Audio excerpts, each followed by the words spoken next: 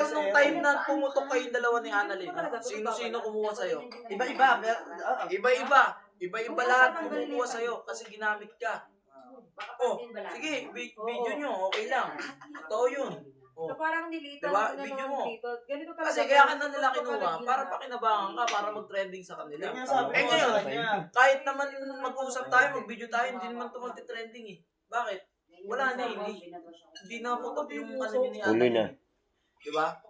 Kaya sila nandiyan para alagaan ka, para ayusin yung sarili mo. Kaya pakikinggan, huwag mong mamasamahin yung sarili, huwag mong mamasamahin yung sinasabi ko. So, rhinoplast. Sinabi ko na sa kanya yan. Hindi ako pakitang tao, kilala mo ako, SXB, ano ako, prangka akong tao.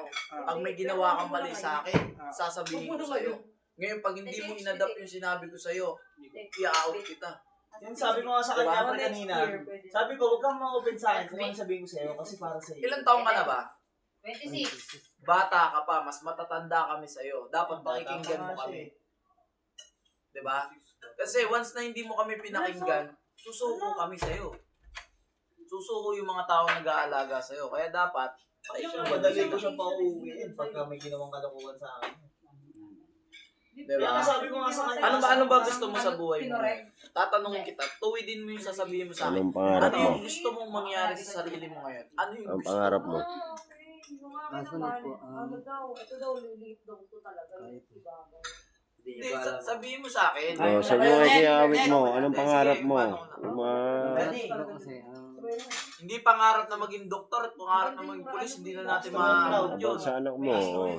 Anong pangarap mo? Pangarap mo na maging ano ka ngayon. Pangarap mo na lang.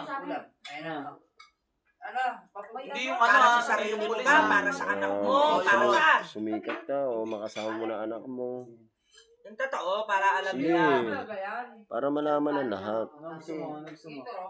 Gusto ko, bibilangan ng gatas sa ano po. O yun, alam mo, ito para magawa mo yan, kasi simple lang naman yung gusto niya. May bili ng gatas yung anak niya. Bukod doon, magkano lang? Pero syempre, 5,000 nata. sabi ko nga sa kanya, magpakabait siya. Bear brand to, mura lang. Bear brand ba yun? Oh, bear brand na simula maliit hanggang ngayon. Mula ngayon, pakikinggan mo sila. Sila yung pangalawang tatay yung magulang mo. Kailangan mo silang respeto. Hindi ka huwag kang puro sige na itatakbo sa kontukote mo yan. Ngayon, kung ano ibibigay sa yung kaayos mo, mga panonood mo, pananamitan mo, ibigay mo lahat yun, ayusin mo, pangalagaan mo yung binigay sa'yo. Ganun ang gawin mo. Ngayon, pakikinggan mo sila. Yun lang yun.